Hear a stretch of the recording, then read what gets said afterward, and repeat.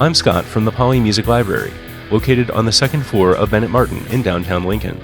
Since April is International Guitar Month, we're highlighting some of the books we have about guitar-related subjects this month. Last week we talked about books that can help you get started playing guitar. Today we'll talk about books that can expand your guitar playing skills or your understanding of the whole fretboard. While I wouldn't recommend starting your guitar journey in these books, they're great for both intermediate or advanced players of all ages. Just like there are lots of musical elements to consider when you're first learning the instrument, there continue to be so many unique avenues to explore as you continue to learn the guitar. There are all kinds of techniques to learn. There are music theory related considerations to think about, and ways to get more comfortable playing all around the fretboard. And there are specialty techniques that apply to particular styles of music. We'll look at a few books that can help with a range of useful techniques, including picking and fingerpicking approaches for the right hand, finger-busting exercises to get both hands nimble, and broader approaches to the fretboard. I'm mostly a pick player myself, and the best book we have on broadly improving your pick playing is Sheets of Sound by Jack Zucker. This book is written from the perspective of trying to play saxophone-like jazz lines on the guitar at lightning speed, but it's much more widely applicable as well. Zucker focuses on what's often called economy picking, in the midst of complex melodic passages, which means switching from up and down alternate picking to using pick strokes in the same direction as you move across strings. It's essentially the same technique as sweep picking, another good skill to pick up, but in this kind of application, you're switching back and forth from sweeping and alternate picking frequently. If you're a jazz player, you'll especially like this book, as Zucker takes on melodic lines and the style of many jazz greats throughout the book. But if you're not into jazz, you can also apply these techniques to other styles, and these exercises will help you to get the coordination to be smooth and seamless. For those who are fingerpicking instead, the best classical style fingerpicking exercise book we have at Polley is likely Catharologus by Riccardo Isnaola, longtime head of the guitar department at the University of Denver's Lamont School of Music.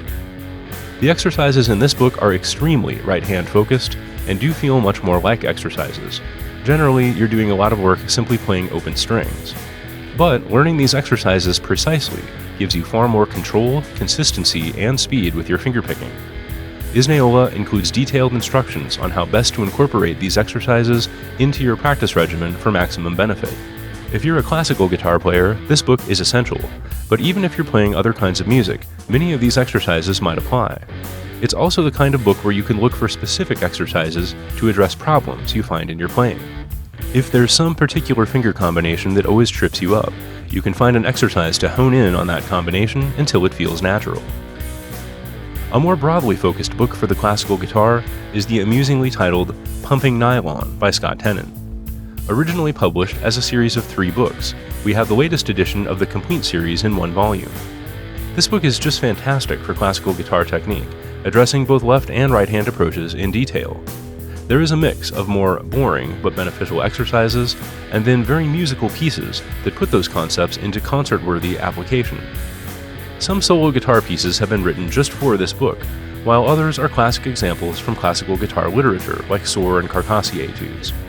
And one fun thing is that author Scott Tennant, a founding member of the well-regarded Los Angeles Guitar Quartet, has a great sense of humor that comes up throughout the book.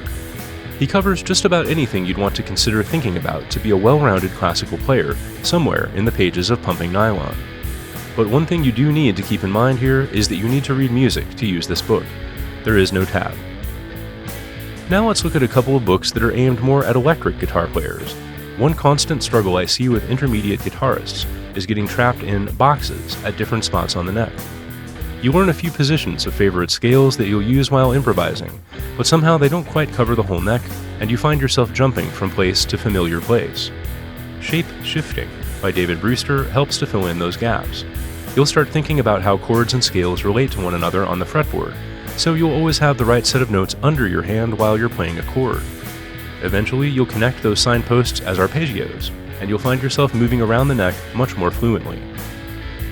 A book that combines some elements of shape-shifting and sheets of sound is the Guitar Grimar exercise book by Adam Cadman. In this book, Cadman lays out lots of chords and scale runs in multiple positions across the neck, then suggests economy picking pattern sequences to practice them, often ascending and descending in what he calls coils, or 3-note patterns that ascend or descend up and down scale intervals. Although it's mostly an exercise book, it can also work a bit as a scale reference book, because he shows the scales involved in all keys. The Guitar Grimar series also includes a very comprehensive scale book and a book about chords, and all of them are worth examining. We have 2 different printings of the exercise book, and as you can see here, they have very different covers, although they do contain the same sets of exercises. One more book that I'd like to mention that's just full of great creative ideas to break intermediate and advanced guitarists out of old habits is The Advancing Guitarist, Applying Guitar Concepts and Techniques by Mick Goodrich. This book breaks down all kinds of creative ways to approach chords and scales. Goodrich really makes you think about the intervals you're using, what kinds of chords you can stack together out of the scales you're focusing on, and occasionally gets into weird things like chordal harmony, where you're building chords out of stacks of fourths.